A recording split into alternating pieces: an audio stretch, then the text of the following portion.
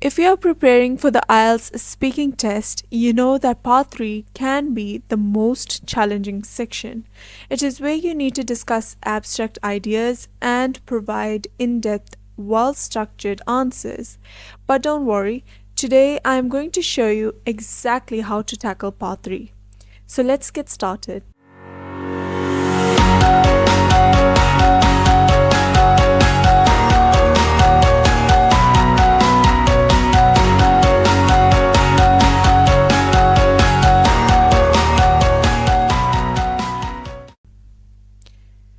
What is the part 3 of IELTS speaking? First, let's understand what part 3 is all about. In this phase, the examiner will ask you follow-up questions related to the topic you discussed in part 2. So this means that part 3 and part 2, they are related to one another. The goal is to evaluate your ability to express your opinions clearly, justify your ideas with explanations, and use advanced vocabulary and grammar. For example, if part 2 was about describe a book you enjoyed reading, in part 3 you might be asked, why do you think some people prefer books over movies? Or you can be asked, how has the popularity of reading changed over time? The questions will be more broader and more thought-provoking. So this is your chance to demonstrate critical thinking skills and advanced speaking skills. The 4-step formula for answering part 3 questions. To answer part 3 questions effectively, use this easy follow-up formula known as P.E.E.L. P stands for point. Clearly state your main idea or opinion. E stands for explain. Expand your idea with reasoning or details. The other E stands for example. Support your explanation with a real-life example or scenario. And the L stands for link. Conclude by connecting your answer to the example that you have given. Let's see how this works with an example. So, for example, if the question is, why do you think people enjoy reading books? So, for the point, you will say, people enjoy reading because it helps them relax and escape reality. For the explaining point, you will explain as, reading allows individuals to explore new perspectives, immerse themselves in stories, and temporarily forget about daily stress. Example. In the example part, you will say, for instance, someone reading a fantasy novel like Harry Potter might feel they are transported into a magical world, which is both exciting and calming. And in the last part, the link part, you will say, this demonstrates that books are not just a source of entertainment, but also a way to improve mental well-being and creativity. Using this structure ensures your answer is clear, detailed, and well-rounded, which is exactly what the examiner wants. Advanced language for high band score. To stand out in part 3, focus on using advanced vocabulary and complex sentence structures. Here are some tips. Tip number 1, use advanced connectors. Now, what do I mean by connectors?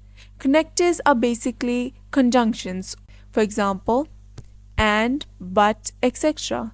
So instead of saying and or but, you can say, on the other hand, as a result, from my perspective, it's widely believed that. Tip number 2, incorporate topic-specific vocabulary. Now what does this mean? This means that your word choices should be related to the question. For example, if you are talking about education, you can use vocabulary words like curriculum, academic performance, etc. Now, if you are talking about technology, you can use vocabulary words like digital innovation, automation, or technological advancements. Tip number 3, use varied sentence structures. Now, combine simple, compound, and complex sentence. Common mistakes to avoid. Let's talk about common mistakes and how to overcome them. Mistake number 1, short, undeveloped answers. Avoid giving one-sentence replies like, I think books are interesting. You must not do this. Always elaborate. Use the P.E.E.L structure to provide depth and clarity. Mistake number 2, going off topic. Stay focused on the question. For example, if you're asked about why people enjoy books, don't start discussing movies. Mistake number 3, pausing too much. It's okay to take a moment to think, but do not let the silence drag.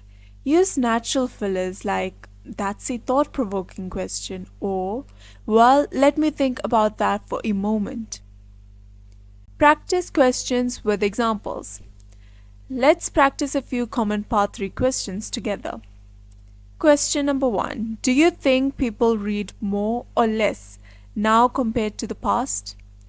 Now, over here, the point you will make is that people read less nowadays compared to the past. And how will you explain it? You will explain it like this. The rise of digital entertainment like social media and streaming platforms has reduced the time people dedicate to reading. And for example, you can state, for example, a lot of young people spend hours scrolling through TikTok instead of reading novels. And as a link, you will say, this highlights how technological changes have significantly impacted reading habits. Now let's take another question. How can governments encourage people to read more? Over here, the point you will state is that governments can promote reading by investing in public libraries and campaigns. In order to explain, you can say providing free access to books and creating nationwide programs can motivate people to develop a reading habit.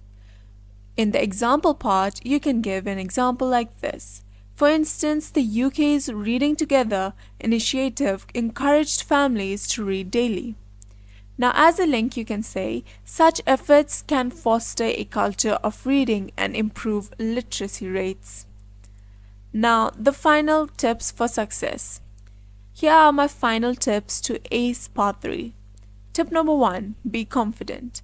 Remember, the examiner is evaluating how you communicate your ideas, not whether your opinion is right or wrong.